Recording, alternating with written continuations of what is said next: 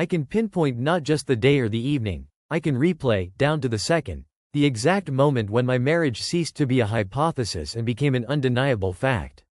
It happened the moment a stranger at a crowded party approached me, held my gaze, looked me straight in the eye, and without a shred of hesitation, called me a loser. But the beginning of that evening had nothing to do with a direct insult. It started with what seemed like an innocent question from my wife. Which dress should she wear to look less like a married woman? My name is Aaron. I'm 38 years old. I live in Texas, work as a financial analyst, and until very recently, I was convinced that my life was, by and large, in a normal state. Not perfect, not like those glossy happiness stories, but predictable and stable. We had our own home in a perfectly decent neighborhood, a dog that shed more than I would have liked, and a steady daily rhythm. Work, dinner, a few episodes of a TV show, and sleep. No surprises. No drama. I considered this a sign of maturity. My wife, Kate, was always my opposite. She needed noise, light, motion, people, and constant attention.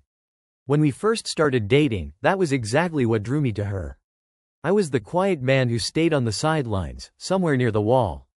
She would take my hand, literally pull me into the center of the room, put a glass in my palm, and smile, saying, "Relax. You deserve to enjoy yourself." We had been married for 9 years. 9 full years. I truly believed that such a number, in itself, meant something. About 2 weeks before that party, I began noticing small changes. They weren't abrupt. Everything happened gradually. At first, it seemed normal. I'll be home a little late. A client from out of town stopped by. Then it became, after the meeting, I'm going out for dinner. It's networking, don't wait up for me. And eventually, it turned into 3 or 4 nights a week when she came home past midnight, carrying the scent of an expensive male cologne. A scent I had never used. I tried not to turn it into a tragedy. We had been through difficult times before. There were periods when work consumed both of us, when we irritated each other over small things, when we slept back to back, convincing ourselves it was just temporary fatigue. I told myself this was just another stage. And then I saw her phone. I wasn't looking deliberately. I wasn't checking her messages. I was just cleaning the kitchen. The phone was on the counter and suddenly vibrated. The screen lit up, showing a preview of a message. From Colin. The text was short, but enough.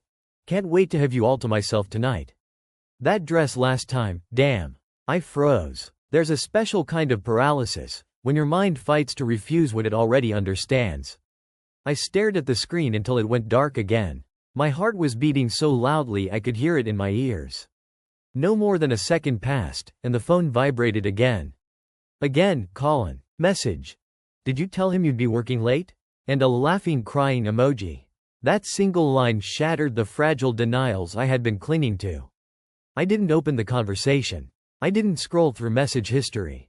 I didn't take screenshots. I just stood there, hand pressed against the counter, holding myself back from punching it. About 10 minutes later, Kate walked into the kitchen, humming. Not figuratively, she was actually humming a tune. "Hi," she said, quickly brushing her lips against my cheek before heading to the fridge. "What are we eating?" "Yesterday's pasta," I replied, surprised at how normal my voice sounded. "How was your day?" "As usual," she said. "Meetings, emails, people who don't read emails. You know. Late again tomorrow?" I asked. She nodded, twisting open a bottle of water. "Yes. Client event. It'll be long, so don't wait up." I didn't take my eyes off her. "Does the client have a name?" I asked. She frowned, a mix of irritation and genuine surprise. "What? The client," I repeated. "What's his name?" She shrugged. "It's a company, Aaron. They don't wear name tags." "Understood," I said. She studied me more closely. "What is this, an interrogation?" "Just keeping the conversation going," I said. She rolled her eyes. "Then pick something less boring." After that, she picked up her phone from the counter. The screen lit up, and I managed to see the first letter of the name, C, before she turned it away.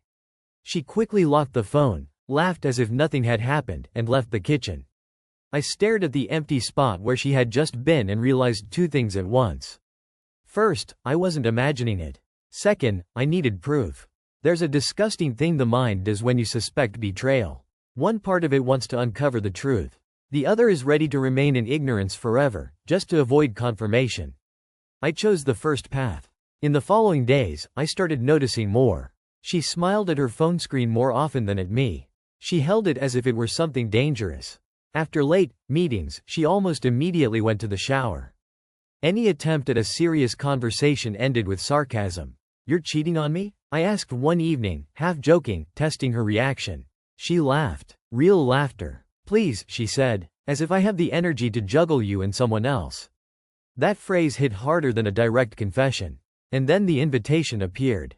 We were having dinner on the couch, takeout boxes on our laps, when she casually said, "By the way, Colin's party is on Saturday. Big event. Clients, partners, all serious." The mere mention of the name twisted something inside me, but I didn't show it.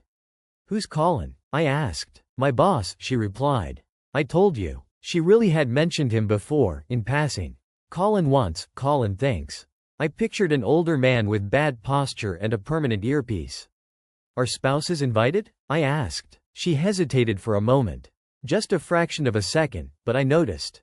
"Yes," she said, formally. "But it's mostly a work thing. You'll be bored." "I'm often bored at home too," I said. "I'll survive. I'll go." She pressed her lips together. "No need. I want to see where you spend all those late evenings," I said. "And meet the clients you're always talking about." Her eyes flashed, then dimmed, changing into something like resignation. "Fine," she said, "but don't act weird. This is important to me." "Of course," I replied. "I'll be the perfect husband." Saturday came. I expected tension. Instead, she was overly excited.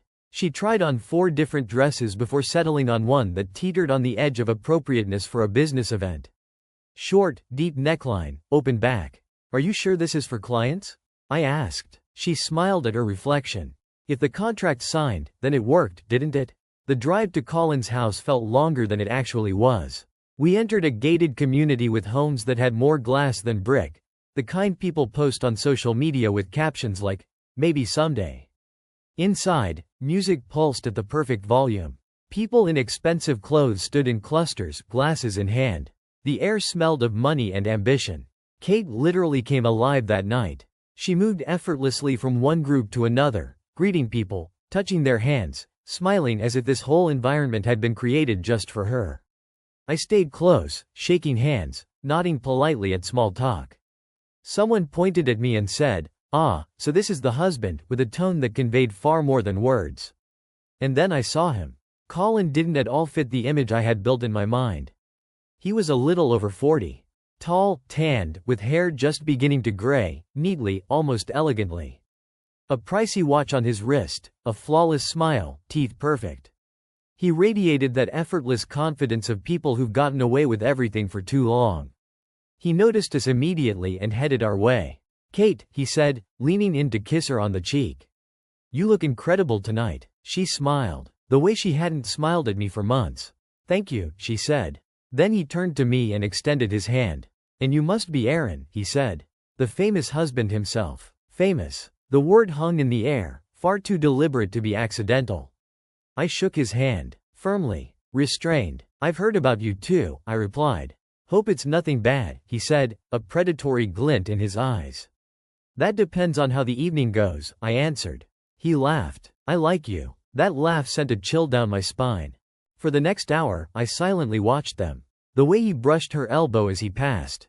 The way she leaned in when he spoke. The glances, the brief smiles, the clipped sentences. Little signals that seemed trivial to outsiders but meant everything to those who knew.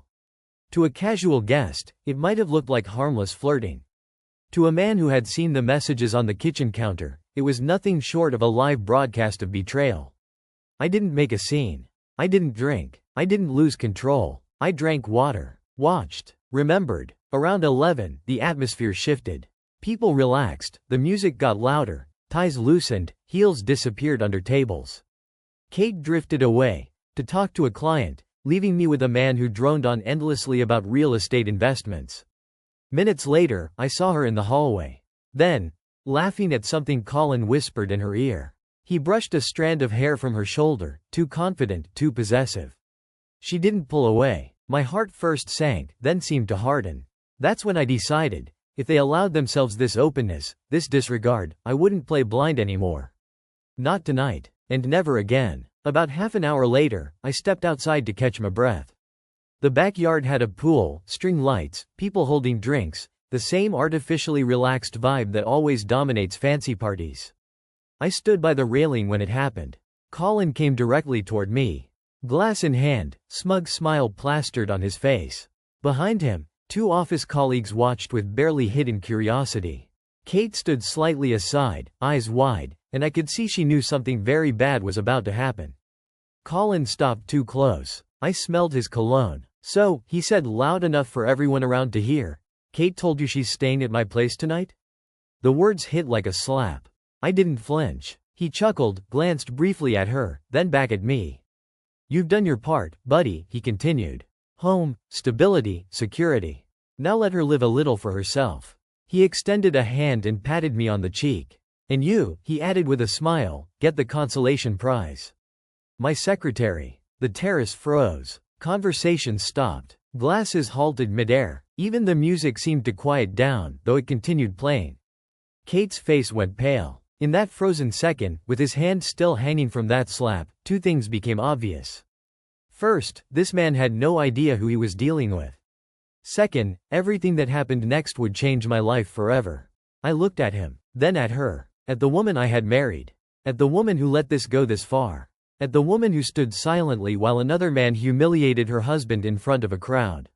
Something inside me broke, but not the way he expected. Because what was about to happen wasn't just a punch. The punch was the simplest part. True retribution had been brewing deeper, behind clenched teeth, in a cold gaze, ready to strike far harder than any fist. I didn't feel the moment my fist connected with his face. I heard it, a short, dry crack cutting through fake laughter and loud music. A moment ago he had been standing, smiling, hand raised. The next, his drink flew through the air, his body twisted, and he lay on the ground, staring at the sky as if it had betrayed him. Someone gasped. Someone screamed. A glass shattered nearby. Colin lay clutching his mouth, eyes wide in shock. His perfect white teeth were no longer perfect. One lay near his shoulder, glinting in the pool lights like a small, absurd piece of evidence. I didn't rush him, didn't try to finish him off, didn't yell. I simply adjusted my sleeve. Kate ran up, her voice a panicked squeal. "Aaron, are you insane?" I looked at her calmly. So calmly it even surprised me. "He touched me," I said. I responded. Colin groaned, trying to get up. Blood seeped between his fingers, but I looked him square in the eye. "You approached a married man," I said evenly, bragged about an affair with his wife, and publicly called him a loser. "What did you expect, Colin?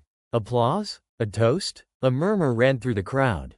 The meaning hit. Several eyes turned to Kate as if seeing her for the first time. "Someone get him a towel," muttered someone to the side. One of Colin's colleagues dropped to his knees. "Boss, are you okay?" "Don't touch me," Colin barked, words muffled by his hand. "Call an ambulance. And the police. He attacked me." "Excellent idea," I said. "Let's get the police. And maybe your wife. She might benefit from hearing what you just said." Several people immediately went silent. Yes, Colin was married. I knew it. I had discovered it the same night I saw his messages on Kate's phone. A quick search, and social media did the rest. Photos of Colin with his wife, Lisa. Smiles, vacations, holidays. At the same time he was texting my wife about hotel rooms. I turned back to the crowd and raised my voice slightly. "To be clear," I said, "this man, in front of how many people? 30? Publicly claimed my wife is spending the night with him. Called me a loser. Smacked me on the face. And offered his secretary as a consolation prize. Did anyone not hear that?" People shifted uncomfortably. A few nodded. One man in a blazer quietly said, "We heard." Colin tried to stand, slipped, and fell back to his knees. Submission clung to him disgustingly. "You're finished," he hissed, trembling, pointing at me. "You'll sit. I'll destroy you." I tilted my head. "You already tried," I said. "Just chose the wrong battlefield." Finally, two security guards appeared at the entrance, drawn by the noise. "What happened here?" one of them asked. Colin tried to speak but it came out garbled. I intervened. "This man," I said calmly, "just publicly claimed to be having an affair with my wife. Then he started mocking me. And laid a hand on me." I reacted. I had no right to hit him, I admit that. But if you want the full picture, he'll confirm it. The guard's eyes shifted from me to him, then to the crowd, then to Kate. It was clear the situation was beyond his authority. "I think everyone should go back inside," he finally said. "The party is over." People started to disperse, not because they were bored, but because everyone wanted to talk about it somewhere else. It was visible, in the glances, in the whispers, in how they leaned toward each other as they left. I knew this with cold certainty. Things would unfold exactly as they should. By tomorrow morning, the entire company would be talking about this story. No exceptions. I stepped back, giving security a chance to escort Colin. Kate grabbed my hand sharply. "What have you done?" she hissed. "He's my boss." "Not anymore," I replied.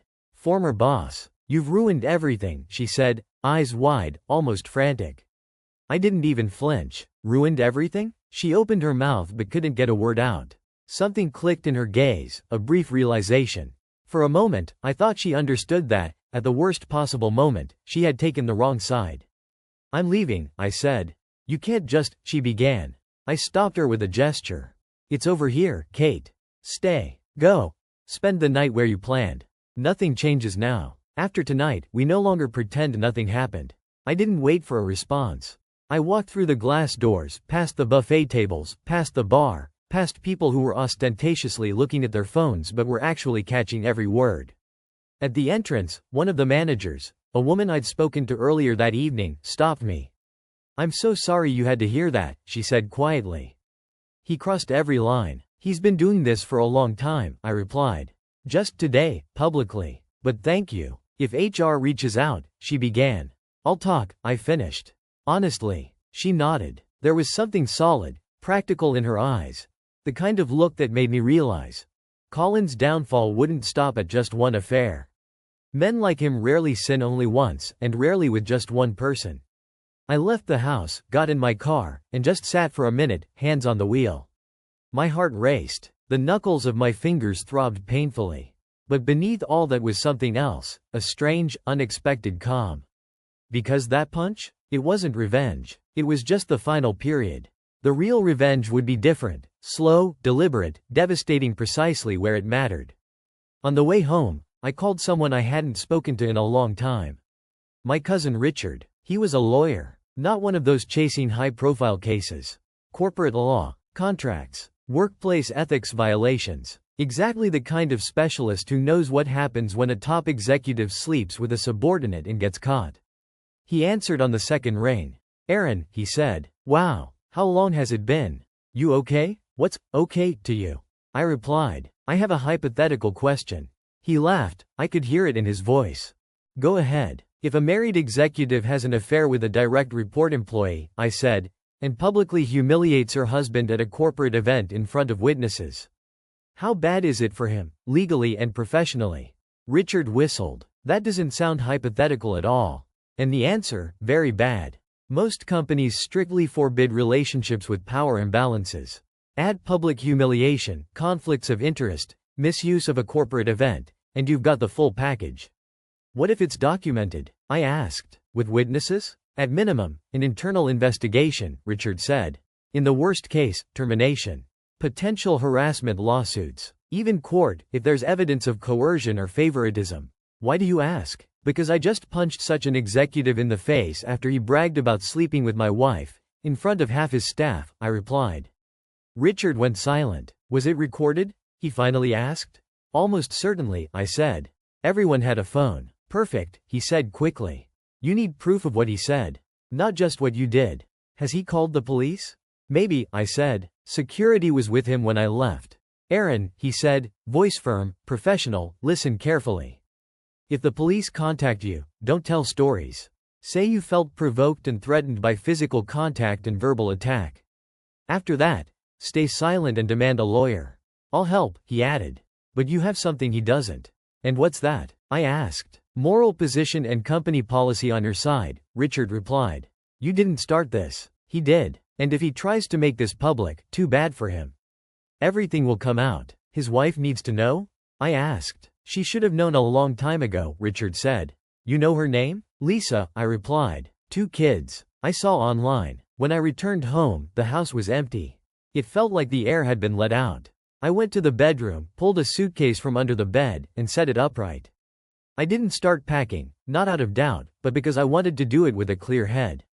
Instead, I sat at the desk, opened my laptop, and began documenting everything. Dates, times, messages I remembered verbatim, names of people I recognized at the party. I wrote while my memory was fresh. Backed it up. Another copy, to Richard. And another, in a secure vault. If she thought I would sit in the dark, falling apart while she played another life with her boss, she had underestimated me.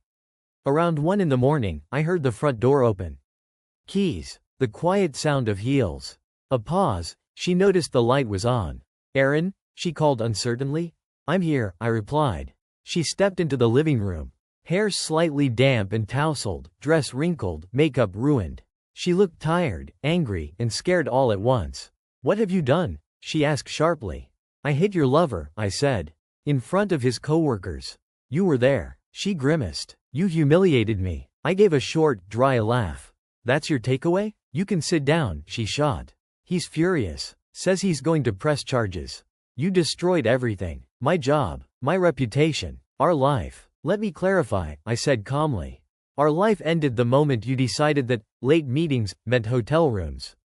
I just stopped pretending. She opened and closed her mouth, as if trying to find the right words for a scene that had gone off script. "You don't understand," she finally said. "Colin can make or break my career. You can't just hit people like that. Just like you can't sleep with people like that while married," I replied. "But here we are." She blinked. "How long?" I asked. She looked away. "It doesn't matter. For me, it does," I said. "How long?" She swallowed. "Several months. Before or after those nights you started coming home smelling like him?" I asked. "Aaron, stop," she said. "You're twisting everything." I studied her carefully, without anger. "You stood there and let him humiliate me," I said. "Didn't say a word. Didn't stop it. Just stayed silent." "I didn't know he would say that," she whispered. "But you knew who he was," I said. "And you still went back to him." She went quiet. And then I saw it. Shame, not just for being caught, but for who she had become. "Can we talk tomorrow?" she whispered. "I'm exhausted. Everything is ruined. Just give me the night." "No," I said. "You've had enough nights." She flinched. "I'm contacting a lawyer," I said. "Richard is helping. I'm not making decisions right now. But one thing I know for sure. I will no longer be the only one in this marriage who respects it." Tears filled her eyes. "I love you," she said. "It was a mistake. Months-long betrayal doesn't happen by accident," I replied. "It's not a mistake. It's a choice. And now, there are consequences." She covered her face with her hands. "When he comes after you," she muttered, "don't say I didn't warn you." I stood and walked down the hallway. "What are you going to do?" she called after me. I stopped. "I'm going to speak the truth," I said. Your parents, his wife, everyone who needs to know." I turned around. "And you know what's best?" He opened those doors himself. Her tears froze. Because somewhere deep down, she understood. A punch will heal, a tooth can be replaced, but what comes next will hit far harder. His career, her job, the life they tried to build on lies. And that was only the beginning. The morning after the party arrived unnaturally quiet. Too quiet. Kate stayed in the bedroom. I didn't go in. The only sounds were my footsteps on the wooden floor and the occasional buzz of my phone alerting me to new messages. 3 missed calls from an unknown number. 2 voicemails. And a message from Richard. "He's panicking. Call me immediately." I brewed coffee, not rushing. When I finally called Richard, he answered immediately. "Your love triangle just turned into a corporate fire," he said. "I figured," I replied. "He tried to get ahead of it," Richard continued. "Filed a claim for unprovoked assault this morning." I just exhaled. Of course he did. But even before HR could react, 2 employees submitted letters. Witnesses to his boasting and provocations toward you. I raised an eyebrow. 2? 3 more joined in, Richard added. "Your punch isn't the scandal. His words are." A slow, cold satisfaction spread through my chest. "Someone anonymously uploaded the video to the internal forum," Richard continued. "Boasting, the slap, the fall, the tooth, everything." I raised my eyebrows. "And it's spreading," he added. "Hit his wife's group chat. She left the house this morning." I leaned back in my chair. "So he seriously underestimated the audience," Richard interrupted. "Seriously underestimated. And the best part? HR also called your wife. They're investigating her relationship with him." I went silent. Kate stayed in the bedroom. Aaron, Richard sighed, this will cost them both. But I need to know what you want. Divorce, separation, counseling. I'll support whatever you choose. I want the truth recorded, I said. Then I want to walk away. Richard didn't hesitate. Good. I'll prepare everything. After the call, I went into the hallway. The bedroom door was ajar. Kate sat on the edge of the bed. Eyes puffy, makeup smudged, hair tangled. She didn't look like the confident woman from the party. She looked small. Is it true? She whispered. About the video? Yes, I said. And everyone's already seen it. She covered her face with her hands. I'll get fired. Maybe, I replied. Honestly. And Colin? She asked softly. I shrugged. Probably worse for him. She swallowed hard. I didn't want this. You started it, I said. She looked up, tears streaming down her cheeks. Aaron, please. I'll do anything. It was a mistake. I got carried away. I didn't think. That's the problem, I said quietly. You didn't think about me, about us, until the consequences knocked on the door. I love you, she said. I swear. You loved the attention, I replied. She flinched, as if I had hit her again. I went to the closet, grabbed our wedding album, and opened it. Photos of happy faces, hugs, laughter, vows. Look, I said, who we were. She looked silently, breathing heavily. Tell me, I continued. When did it become worth the risk for a man you barely knew outside of work? She stayed silent. Tears fell silently. Then, she whispered, You're leaving me? I'm leaving behind the version of us that no longer exists, I said quietly. She sobbed, shoulders shaking. Please, Aaron, I'll quit. I'll block him. I'll do everything. I closed the album. You should have done everything before you ruined it all. She looked at me, eyes full of despair. Tell me what to do to fix this. I shook my head. You can fix yourself. You can fix your career. But you cannot fix what you broke between us. She grabbed my hand, crying harder. I'll change. I'll fight for you. I needed you to fight for me when he humiliated me in front of everyone, I said. You froze, she sobbed. I was scared. You froze because your fantasy collided with reality, I said. You stood beside a bully, not me. She froze, stopped crying. A long, painful silence hung between us. I'm filing the paperwork, I said. Richard's handling it. Please, she whispered. Don't do this. I already did, I said. You just don't want to accept it. Her face twisted with pain and anger. You'll regret this, she finally said. You'll realize I was the best thing in your life. I took a deep, steady breath. No, I said, but you'll realize I was the best thing in your life. And you lost me because another man made you feel special for 5 minutes. She broke down again. I stepped back, grabbed my keys, and opened the door. Before leaving, I said one last thing. Revenge isn't a punch. Revenge is the life I'll build without you. I walked out into the sunlight, letting the door click shut behind me. And for the first time in a very long time, I felt free.